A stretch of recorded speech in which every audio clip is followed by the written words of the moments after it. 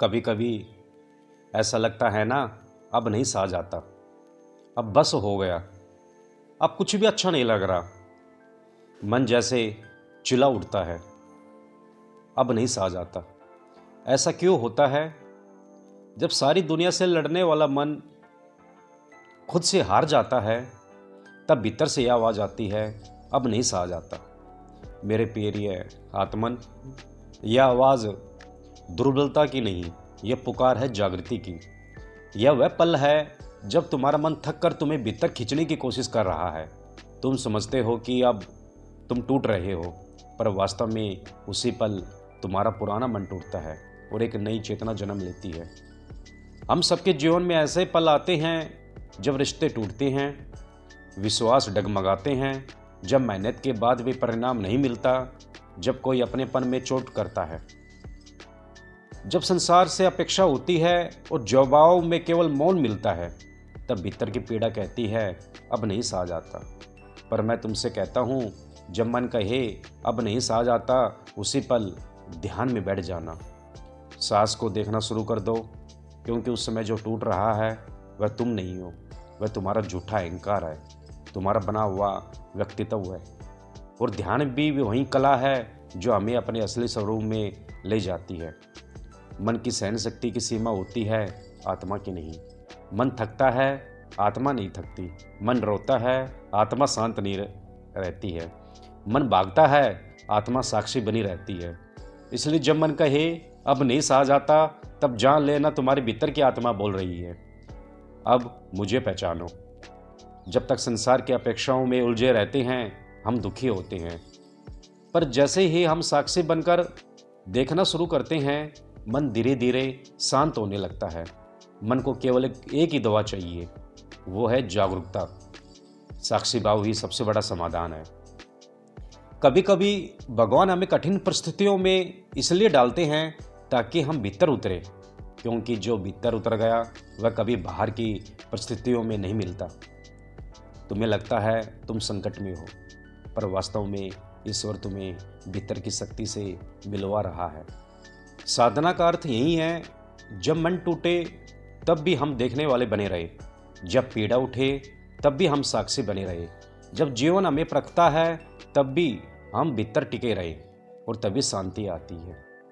मन की समस्या यह है कि वह हर चीज़ को पकड़ना चाहता है, और जीवन का नियम यह है कि हर चीज़ बदलनी ही है। जब यह दो धाराएं टकराती है तब पीड़ा होती है, पर जब तुम छोड़ना सीख जाते हो तब जीवन बहना शुरू करता है। तब कोई भी स्थिति तुम्हें डुबा नहीं सकती। सुनो, मन के संघर्ष से मत भागो, उसे समझो, उसे देखो, क्योंकि जिस पल तुम मन को देखना शुरू करते हो वह पल ही ध्यान का आरंभ है।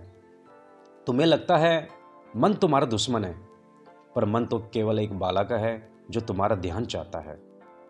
जब उसे प्रेम मिलता है वह शांत हो जाता है, जब उसे उपेक्षा मिलती है वह और जोर से चिल्लाता है। इसलिए जब मन कहे अब नहीं सहा जाता, तब उसे डांटो मत, बस उसके साथ बैठो। जैसे कोई माँ अपने रोते हुए बच्चे को गोद में लेती है, वैसे ही तुम अपने मन को गोद में ले लो। बस बैठ जाओ, गहरी सांस लो और कहो, मैं हूँ तुम्हारे साथ। तुम देखे हुए धीरे धीरे भीतर का तूफान शांत होने लगा। जो ध्यान में बैठता है वह किसी चीज़ से भागता नहीं, वह हर पीड़ा को साक्षी भाव से देखता है, और उसी देखने से भीतर का रूपांतरण होता है। यह साधना का सबसे बड़ा रहस्य है। आज का मनुष्य बाहर बहुत बड़ा बना है, टेक्निक से, सुविधा से, धन से, पर भीतर बहुत कमज़ोर है। थोड़ा सा विरोध, थोड़ा सा असफलता, और वह कहता है अब नहीं सहा जाता, क्योंकि उसने ध्यान का विज्ञान नहीं जाना। ध्यान वह शक्ति है जो भीतर के अंधेरे को प्रकाश में बदल देती है। जिसने भीतर को जीत लिया उसके लिए कोई भी परिस्थिति कठिन नहीं रहती। बुद्ध को भी लोगों ने गाली दी, पत्थर फेंके, पर उन्होंने मुस्कुराकर कहा, जो तुम मुझे दे रहे हो मैं स्वीकार नहीं करता, क्योंकि वे जानते थे मन तभी दुखी होता है जब हम स्वीकार कर लेते हैं। अगर तुम साक्षी बनो तो कोई भी तुम्हें चोट नहीं पहुंचा सकता। हर बार जब मन कहे अब नहीं सहा जाता, तो यह तुम्हारा अवसर है साधना का। यह वही पल है जब तुम अपने भीतर उतर सकते हो। सांस पर ध्यान दो, सांस भीतर जाती है, बाहर आती है, बस उसे देखो। देखते देखते तुम्हारा मन शांत होने लगेगा, और जब मन शांत होता है तो भीतर से समाधान अपने आप प्रकट होता है। सच्चा समाधान मन से नहीं, मौन से आता है। लोग सोचते हैं ध्यान कोई अभ्यास है, पर ध्यान तो जीवन जीने की कला है। जहाँ तुम पूर्ण रूप से उपस्थित हो जाते हो, वहीं ध्यान है। चलते हुए, खाते हुए, सुनते हुए हर पल साक्षी रहो। धीरे धीरे मन का बोझ उतरने लगेगा। तुम्हें वैसी स्थितियाँ फिर मिलेगी, पर तुम्हारा दृष्टिकोण बदल जाएगा। याद रखो, मन सह नहीं पाता क्योंकि वह परिणाम चाहता है। आत्मा सब कुछ सह लेती है क्योंकि वह साक्षी है। इसलिए साधना का मार्ग यही कहता है, साक्षी बनो, परिणाम की चिंता छोड़ो। जिस दिन तुमने परिणाम छोड़ दिया, उसी दिन तुमने दुख को भी छोड़ दिया। तुम्हारा दुख तुम्हारी उपेक्षा में है। तुम्हारी अपेक्षा का त्याग ही मुक्ति है। और यही स्वामी चैतन्य ध्यान साधना का मूल संदेश है। अपने भीतर उतरना, अपने साक्षी भाव में ठहरना, और जो कुछ जीवन दे उसे शांति से स्वीकार करना। जब मन कहे अब नहीं सहा जाता, तो उस आवाज़ को दबाना मत, उससे डरना मत, बस सुनो, शांति से, ध्यान से, प्रेम से, क्योंकि वही आवाज़ तुम्हें ईश्वर की ओर बुला रही है, तुम्हारे भीतर की यात्रा पर ले जा रही है। और जो भीतर गया वह सदा के लिए मुक्त हो गया। तो आज से जब भी मन टूटे तो याद रखना, टूटना अंत नहीं, आरंभ है। वह आरंभ आत्मा से मिलने का।